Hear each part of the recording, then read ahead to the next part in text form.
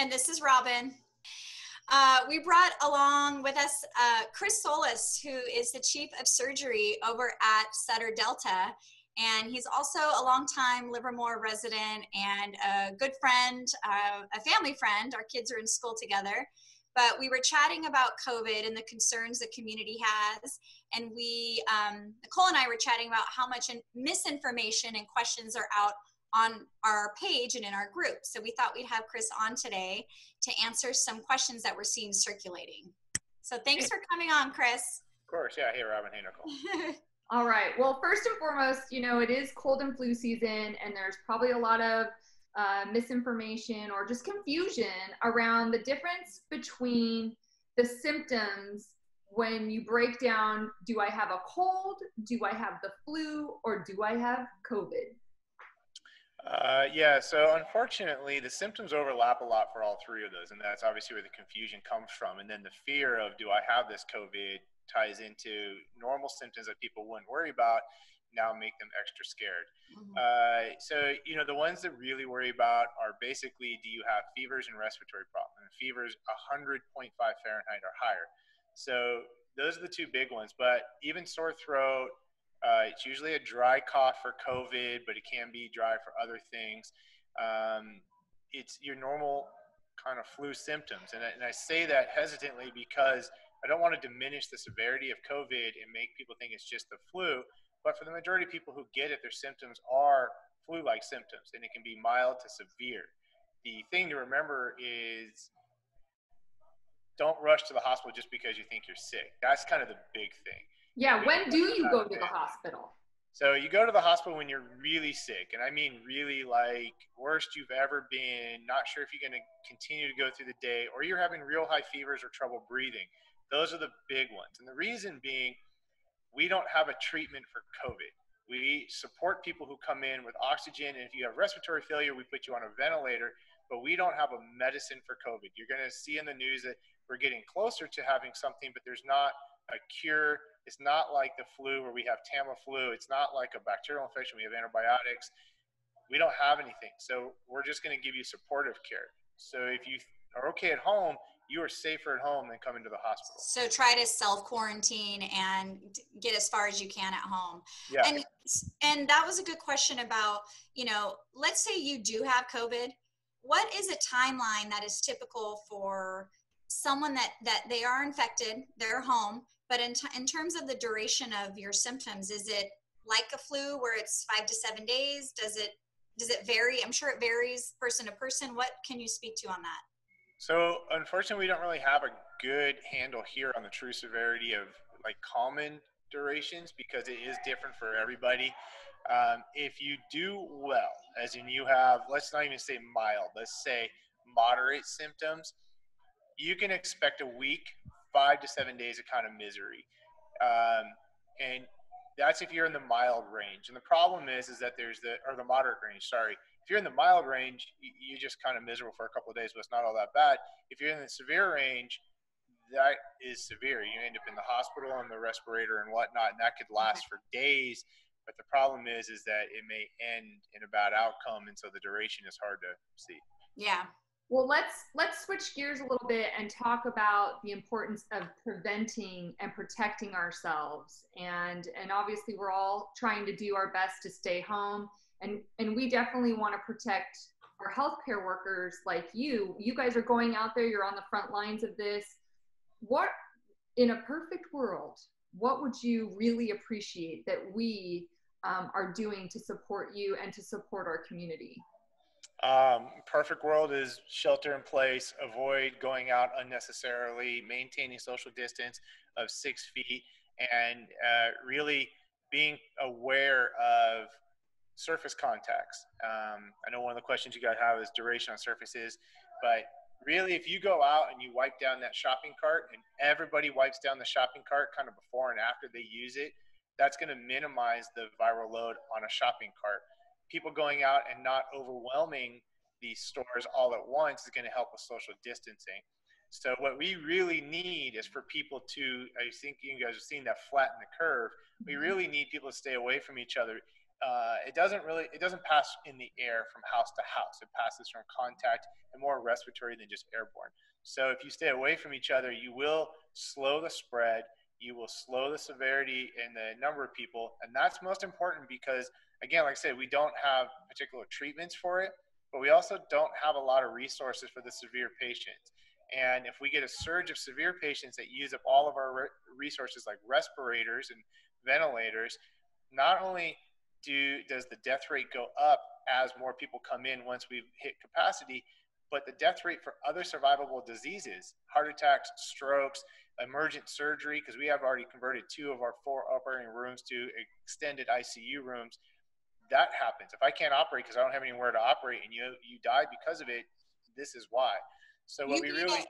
And I was going to say, to interject, you gave a great statistic to me, which gave me some context yesterday when we were chatting about how many people you service, your hospital services, and will you give that stat?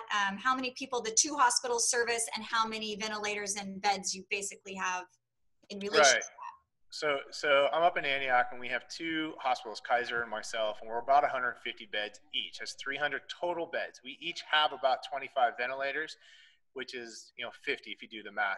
We service Antioch, Pittsburgh, Oakley, and that's a community of about 300,000. So if only 1% got this in a severe manner and required the hospital, you've now reached our capacities, and that's without any other illnesses happening, and that's not COVID. Severity. Yeah. Just COVID. At my hospital, outside of our emergency room, there's only 11 critical care doctors who can perform what you need, which is running a ventilator and intubating you. That's all we have. If we got more than 25 people, especially all at once, we're already out of resources. So this is where that flattening the curve is super important, because we just can't handle a surge of patients.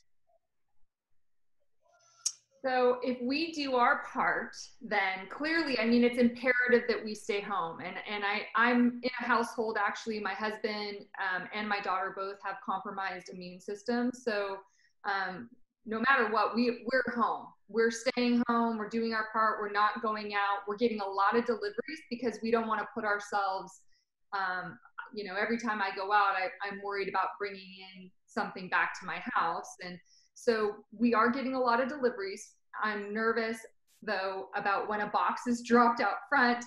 1, how long does the virus live on these surfaces, like cardboard, metal? I've heard different things. And then 2, what's the best way to disinfect our packages that we're getting, or groceries? Obviously good questions, lots of concerns with those. So when you're talking about, we'll talk surfaces and then we'll talk disinfecting. Okay. So what you're going to hear in the news, it breaks down as follows. 3 hours in the air is just what they call an airborne illness, airborne particles. And then up to, it used to be 7 to 9 initially, but now we're thinking 3 days on surfaces in a respiratory droplet form. Before people worry about that, we don't have any data to show that at 2 days or 3 days, there's enough viral load to actually infect you. So all we're showing is the science that it's present on that surface 3 days later, and that's regular countertops and metal. And but we don't know if at 3 days there's enough virus to infect you. So those are your basic numbers. Don't worry about the airborne part. That's a scientific study in a controlled situation. If you're in a room with somebody who's breathing it out, you're probably fine as long as they're not coughing and creating droplets. Healthcare workers, because the one thing I want to talk about is the mask need, so we'll get to that. But healthcare workers are exposed to it because we're in the room with the people. Okay. For your packages, cardboard, it will last longer than most surfaces because it's porous. But if you take your box, whether you want to wear gloves or not, I don't think it matters. I don't think you need to wear a glove to open a box, but you should open the box, take out your packaging or whatever's inside, put the box back outside, wash your hands with soap and water, and then wipe your counter down where the products were.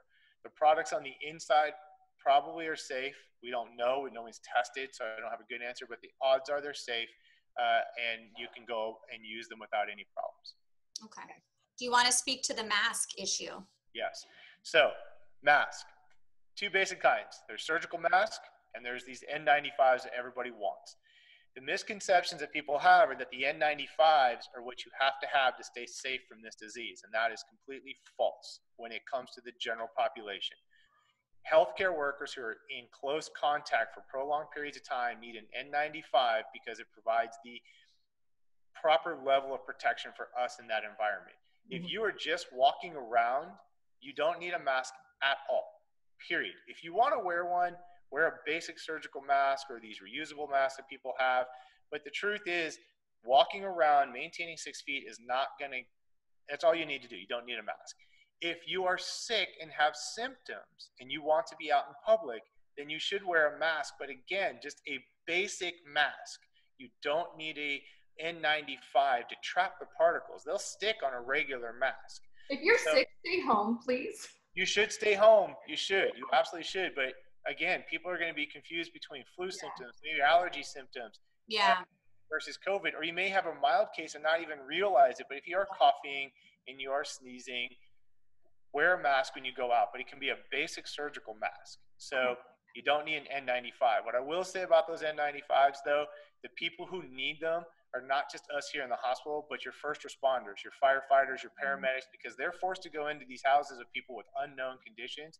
So 2-second soapbox is if you've stocked up on them and you got 1,000 at home, please take them down to your local fire department and give it to them, please, because they need it. We are showing a huge rise in EMS workers who are testing positive and being pulled out of rotation for either illness or just in general. And we can't afford that right now at all. So please, if you have a mask, give it to your local firefighter. Give the masks, stay home yourself. I mean, I think we just can't say that enough, right? Yeah, stay home. Wash your hands. So there are some things, you know, being somewhat worried about my two that have compromised immune systems. There's things I've been doing, like buying little zinc chews and taking emergency. And, you know, I've heard these myths like COVID doesn't like vitamin C. It hates the sunlight. You know, you can spray this stuff on your face and you'll be safe. Are there any of those myths true? Like, fill us in. So as far as we know, so the hard part is this is it's a brand new virus to humans in its current form. The coronavirus is a family of viruses. COVID is the one that we're dealing with right now. We haven't seen it long enough to be able to say if anything in particular is good. There's no studies, right? We're busy just trying to literally save lives. We're not studying it. I will say that is unlikely that any of those make a big difference. The vitamin C one is always good. Feel good, right? Right. Your vitamin C is always good, but your body will pee out whatever you don't need. So if you take 4,000% of what you need, you're going to just be wasting a ton of it. Okay. About 1,000%, if whatever that converts to milligrams, is the most the body can usually absorb in a day, and that's what most supplements will have. Vitamin C is always good, but as for the rest of them, I've heard the ionized water. No, there's no study. I can't say it works. If you think it works, that's on you, I guess, but there's no medicine behind preventing it with those kind of things. So go ahead. No, I was just going to say, so then as someone that has immune, deficient people, or maybe just even in general for, again, like I know Robin and I both have, our kids miss the grandparents, and, what suggestion do you have to those people that are vulnerable? So yeah, there's two parts in that question. I like both. I want to do the immune compromise because actually a good friend of mine who I was on with a live Q&A last night is like that. You just have to watch who comes and goes in your house if that's your case. And the steps that you can take, I'll tell you my personal decontamination for my family to keep them safe is that when I get home, so before I leave work, I change scrubs outside of the hospital setting and in the medical office part. I took a stack of scrubs that were clean over there. So I change out of those and I change into scrubs because I don't want to bring my own clothes back and forth. When I get home, I strip down in the garage and I go to a bathroom that has been cordoned off just for me. My family doesn't use it, and I shower. And when I'm done, I wipe it down with just a rate like 409 is fine. If you have a wipe, use a wipe. And that's my process. And then I go interact with my family. So if you're in a house with somebody who's immunocompromised, those are the steps you should take when you come back into the house. Okay. If you're in the house and you don't leave the house, you don't need to wash down 3 times a day. The house is safe. The other part was, what do you do with the grandparents and missing them? Social isolation has a big psych component too, and people tend to really struggle with it. So technology is what I tell people. We're in 3 different locations because of shelter in place, having a live chat right now. Use your FaceTime, use your video chat, especially with the older generation who will have a harder time with this. Call them every day. My parents are in their 70s. I call them every day. We FaceTime. The kids see them. The kids know how to FaceTime them themselves. We do it with my wife's family. You really need to keep that social context. We did a virtual happy hour the other day. My wife's right here. That's all. I'm a big fan. Yeah, I want in on that one next time, Solis family. Hey, I got a quick question. I don't want to run out of time, but this has been burning in my mind, and I don't know if I just am now starting to overanalyze things like people are. I keep feeling like, is timing of this for Californians anyway on our side in terms of hot weather coming in? I mean, does that help? Is that going to help, curb the virus? And I know viruses can survive in certain sorts of humidity and temperatures, and others they can't. So what are your thoughts on spring coming for us in terms of helping or not this situation? So the warmer weather usually slows down viral spread because it's harder for the droplets to survive on surfaces and in general. So that should help. Unfortunately, even though our spring is coming soon, the surge of patients that we are expecting to see will negate the early part of spring. We haven't even seen anywhere near the numbers we are expecting. I know the governor got on and expected 50% of the Californians to at least get the virus. That's probably accurate based on numbers we've seen in all other countries. We have socially isolated early compared to a lot of the states, but not necessarily early compared to some other countries other than South Korea, who really did a good job with it. So we don't know. We are expecting in the healthcare in the Bay Area here to see our surge in the next 1 to 2 weeks. So we're already running low on supplies, and we haven't even seen the patients. So my guess, looking at the data from other countries, including China, who's finally started to plateau and show lots of recovery, is that honestly, you can expect April and May to be pretty bad months, US-wide. And so come June, we might start to see some slowing down and plateauing if you look at worldwide data. Okay. That's hard news to hear, but I mean, people a lot longer than I thought. Yeah, people need to hear it. Yeah, and then one of the questions you'd asked earlier is kind of what can we expect in the future? We had talked about this.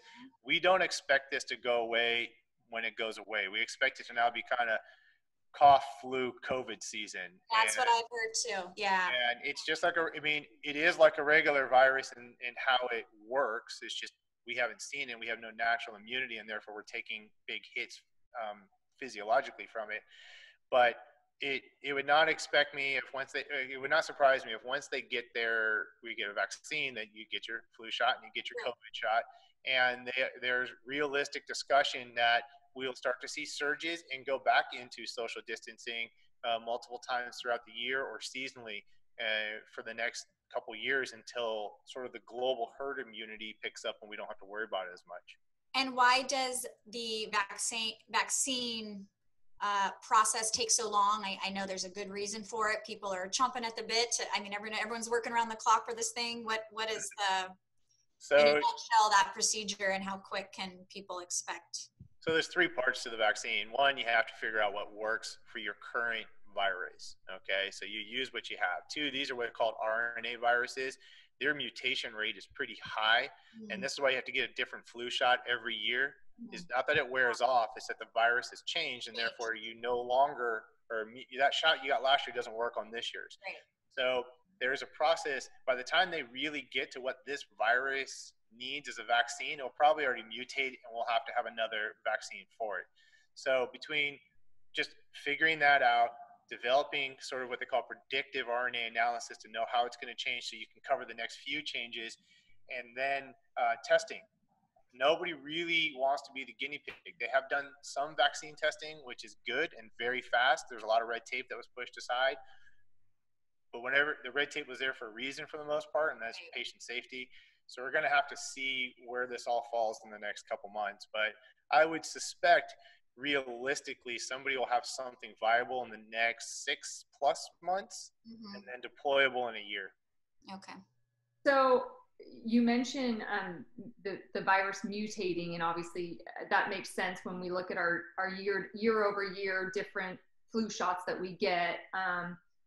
Is this virus, I've read some research, it said it's referred to as slippery in the fact that it mutates quickly, and are we looking at more than one COVID strain out there? We are. There's two right now, the S and the L, if I remember the two prefixes. So it's already mutated once that we know of, and it's really just been around since November. So the mutations don't always mean that we can't deal with it. You know, it just changes and may still fall within a kind of a spectrum of something that if we had a vaccine, it would still fall under. That's that predictive analysis. But yeah, it is mutating, as they all do. And so that's what we got. You know, once we get a vaccine, it won't be a cure-all forever. Wow. So the SARS and MERS, or I'm trying to remember in my lifetime, some strands that had come along. Did those viruses die out, or those still exist? They're just not, didn't mutate or aren't as much of a threat because now, what's the story? I guess in comparison, maybe it's totally comparing apples to oranges. I don't know. So they came, you know, we worried about them. Their spread seemed to be slower, and that's usually because people develop symptoms quickly. This one, you can go 14 days without symptoms, and you can actually carry it and be an asymptomatic carrier, which is the largest reason for spread. Whereas the other ones made you sick. One of the other concerning things is that all those, we had some natural immunity to, just from exposure throughout the years, that herd immunity I talked to. If enough people are exposed, everyone kind of gets a little bit of immunity. The reason that, you know, they put novel in front of this is that this is the first time that humans have seen this strain of this virus, because it's new. It's not just new to the world, it's new to us. So we have no natural immunity to it. Okay. So that it's able to stay in you for a long time, hit people hard but late, and therefore, I mean, think of how many people in your normal day you would interact with unknowingly for 2 weeks, and then you get symptomatic. So that's kind of where this came from. Got it. Well, let's try to give people some best advice going forward. If we could give them three tips, a few tips, best advice going forward, what would those be? Just really quick. Number one, please stay at home unless it's absolutely necessary that you go out, and that is just for so many reasons. Slow the spread, decrease the impact on the healthcare system. Number two, stay healthy at home, mentally and physically. And that is the tough part. You're going to be locked in with the same people over and over for days to months is what the reality is. So take time for yourself. If you just, you know, tell your partner, tell your spouse, I need an hour to just decompress, stare at my phone, do whatever, and take your turn. If you've got kids, make sure you take time with your kids, but also take time away from your kids. You can't be with them 24/7 because you won't make it through this marathon. The last one is with your kids, don't beat yourself up over teaching them. They don't need 6 hours a day. What most people will say is that most school-age kids need about 2 hours of actual one-on-one education a day.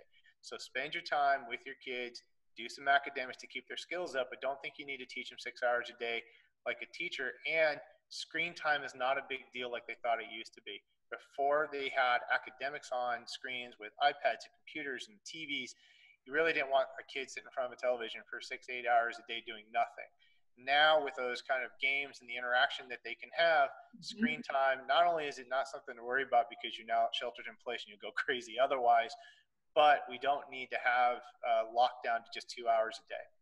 Yeah, I would agree with that last one. I have older teenagers at my house, and my son's back on his Xbox, but he's talking to kids all over. He's talking to his friends locally. He's talking to kids all over and other family members, and using it as a great form of connection. So we really haven't come down on him. We're like, if he's happy, you know. Yeah, remember, they're missing out on their friends too. It's not just us who don't get to see each other. They're missing their friends. They're used to just, you know, playing around at school and running being kids.